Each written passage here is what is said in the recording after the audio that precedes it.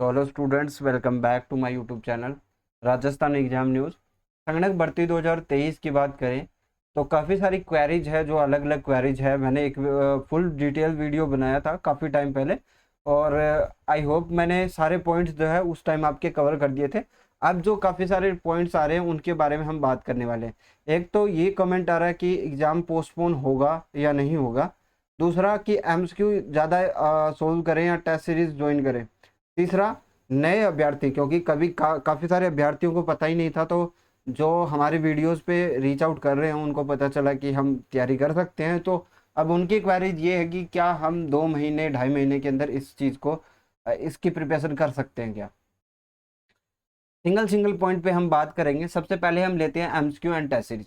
देखिए, test series जो होती है वो टेस्ट सीरीज ये होती है कि आपको पेपर सोल्व करना आना चाहिए। अगर आपने पहले कुछ पेपर्स दे रखे हैं पेन एंड पेपर मोड में या ओएमआर सीट पे, तो आपको इसकी कोई दिक्कत नहीं होगी टेस्ट सीरीज के लिए, क्योंकि हम राजस्थान के एग्जाम्स की बात कर रहे हैं। राजस्थान के एग्जाम्स में कुछ भी फिक्स नहीं होता, ना ही कोई पैटर्न फिक्स होता है, ना ही कुछ फिक्स होता है। अगर इसमें जो है राजस्थान जीके है, वो आपका पता है फ्लक्चुएट करता है। ठीक है, राजस्थान जीके है, इकोनॉमिक्स है। ठीक है, ये सारी चीज़ें जो है फ्लक्चुएट करने वाली है। ऐसा कोई सिनेरियो नहीं है कि जैसे एसएससी क्वेश्चन पूछती है तो उसका जो फिक्स पैटर्न रहता है उसी पैटर्न पे वो क्वेश्चन पूछते हैं, उसी हिसाब से क्वेश्चन चलते रहते हैं, और सारी चीज़ें उसी तरह, इसलिए उसकी टेस्ट सीरीज बनाई जा सकती है। लेकिन राजस्थान जीके और इन एग्जाम्स पे जो है टेस्ट सीरीज बनाना थोड़ा सा पॉसिबल नहीं है, क्योंकि 2018 के अंदर जो पेपर हुआ था और 2021 के अंदर पेपर हुआ था वो भी अपने आप में एक डिफरेंट लेवल पे है ना। अब तो 2023 में होने वाला है, तो हो सकता है कि उससे हम नई चीज़ें देखने मिले या पैटर्न चेंज मिले ना। पैटर्न चेंज का मतलब है सिलेबस चेंज नहीं, पैटर्न चेंज। ठीक है, तो वो चीज़ें हमें नहीं पता होती, इसलिए टेस्ट सीरीज के लिए आप ज़्यादा वो नहीं होना। आपकी जो प्रिपरेशन है आपको एमसीक्यूज लगाना है। ठीक है, ज़्यादा से ज़्यादा एमसीक्यूज लगाना है।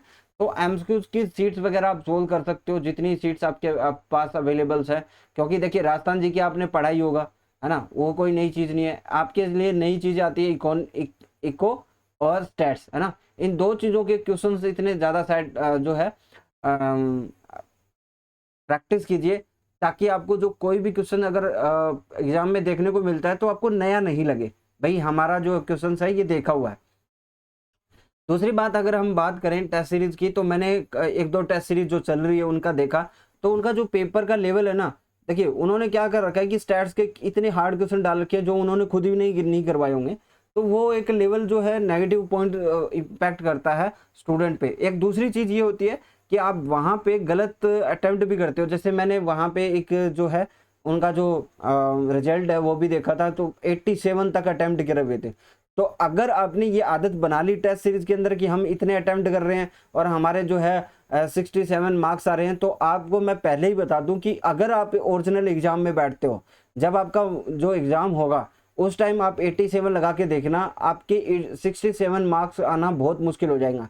क्योंकि यहाँ पे आपको कोई डर नहीं होता, कोई आपको नहीं है कि आपने पेपर दे दिया तो आपका कुछ जो है दोबारा नहीं है। क्योंकि मेन एग्जाम से पहले आप ये मॉक टेस्ट दे रहे हो, तो मॉक टेस्ट अगर दे भी रहे हो तो आपको एज ए एग्जाम देना है कि हमें जितने आ रहा है उतने हम कोशिश करें, है ना। कम से कम जो है मिनिमम करें गलतियों को, है ना, गलतियों को मिनिमम रखना है। और अगर आपको कमी लग रही है तो उसमें पढ़ने की जरूरत है, ये नहीं कि ज़्यादा अटेम्प्ट मार मार के आप आगे जाओ, है ना। तो ये बहुत गलत चीज़ है, इस चीज़ को आपको सुधारना होगा। और अगर हम एमसीक्यूज की बात करें तो सबसे ज़्यादा आप एमसीक्यूज सोल्व कीजिए जहाँ पे थ्योरेटिकल और न्यूमेरिकल क्वेश्चंस है, दोनों ही आप सोल्व कीजिए।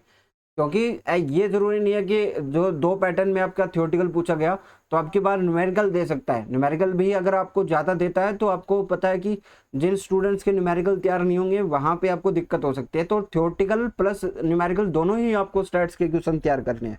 ठीक है, क्योंकि मेन फोकस रहेगा ये चीज़ों पे। मैं आपको रिकमेंड करूंगा एमसीक्यूज अगर आप लेना चाहते हो तो कॉमर्स एंड मैथ क्लासेस का एमसीक्यूज बैच चल रहा है, वो आप ज्वाइन कर सकते हो एज पर आपकी रिक्वायरमेंट के हिसाब से। टेस्ट सीरीज की हमने बात करी, टेस्ट सीरीज अभी के लिए आप थोड़ा सा स्किप कर सकते हो। अभी आपको अपना जो मेन फोकस है वो है लर्निंग पे, है ना, क्वेश्चंस को सोल्व करने की प्रैक्टिस करनी है। टेस्ट सीरीज तो ये है कि आप मान लो कि 10 कोई टेस्ट दे रहा है तो वो आप 15 दिन में भी कर लोगे, क्योंकि लास्ट टाइम में क्या होना है, टेस्ट सीरीज या तो टेस्ट देने हैं या आपका रिवीजन करना है। लेकिन अभी 2 महीने पड़े और 2 महीने पहले ही, यानी 2.5 महीने पड़े और 2-2.5 महीने पहले ही आप टेस्ट सीरीज दे रहे हो, तो यानी आपको ये नहीं है कि आप रिवीजन कर रहे हो, पढ़ रहे हो, है ना, वो नहीं है। आप जैसे आ रहा है पेपर अटेम्प्ट मार के, है ना, ये कोई यूनिक चीज़ नहीं है, आपको अपनी प्रिपरेशन करनी है। तो उस चीज़ के ऊपर आपको सोचना चाहिए कि हम एक एग्ज़ाम दे रहे हैं इतनी तैयारी करके, तो हमें किस तरह एग्ज़ाम देना है। तो टेस्ट सीरीज के लिए भी मैं आपको बता दिया, ठीक है। एमसीक्यू की बात करी हमने। अब एक क्वेश्चन आता है कि नए अभ्यर्थी कैसे तैयारी करें, क्योंकि काफ़ी सारे कॉल्स मेरे पास आए कि सर हम जो है इसकी तैयारी कैसे करें नए। और मेन जो चीज़ है, उन्होंने कहा कि राजस्थान जी की हमने पढ़ा हुआ है, ठीक है, बाकी सारी चीज़ें पढ़ी हुई है, हमने सिर्फ स्टैट्स और इको नहीं पढ़ी। देखिए, अगर आपने कभी नहीं पढ़ा है, ये चीज़ें कभी नहीं पढ़ी है, इकोनॉमिक्स तो बेसिक है, थ्योरेटिकल है, वो चीज़ें समझ में आ जाएगी। स्टैट्स अगर आपने बिल्कुल भी नहीं पढ़ा है, कुछ भी नहीं पढ़ा है स्टैट्स के अंदर, तो एक बार जो है आपको वीडियोज़ के माध्यम से इसको पूरा करना चाहिए, ठीक है, वीडियो के माध्यम से। दूसरी बार जो आप करोगे वो नोट से आप कर सकते हो, ठीक है।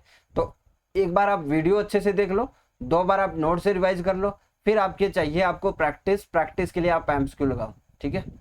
और एमसीक्यू लगाने का ये है कि मैंने पहले भी बताया कि आप अगर अगर मान लो 20 डेली के सोल्व कर रहे हो, ठीक है, तो उनको डेली जो है 3-4 बार तो सोल्व करो, मतलब डेली नहीं, वैसे जैसे पहले दिन आपने 20 एमसीक्यू पढ़े, दूसरे दिन आपने 30 एमसीक्यू पढ़ने, तो 20 वाले जो हैं वो भी आप लगा लो साथ में, ठीक है। तीसरे दिन आपने मान लो कि 20 एमसीक्यूज पढ़े, तो आप वो 20 और 30 ये 50 है ना, ये लगा लो, ठीक है। चौथे दिन आपने 20 एमसीक्यू और पढ़े, तो आपने क्या करना है कि वो 50 है ना, वो ऊपर वाले 70 वो ऐड कर दो। पांचवें दिन आप क्या कर सकते हो, ये 20 एमसीक्यूज कम कर सकते हो। इस तरह आपको क्वेश्चंस को ऐड ऑन करते हुए चलना है और रिवीजन में चलना है, ताकि आपको जो क्वेश्चंस पढ़ रहे हो आप याद हो, है ना। अगर आपको मान लो कि कोई 1500 एमसीक्यूज करवा रहा है, ठीक है, 1500 एमसीक्यूज करवा रहा है, तो आप उनको कैसे कर पाओगे याद, है ना। तो उसके लिए यही है कि आप 1 2 3 4 डे के लिए जो रिवीजन करो, है ना।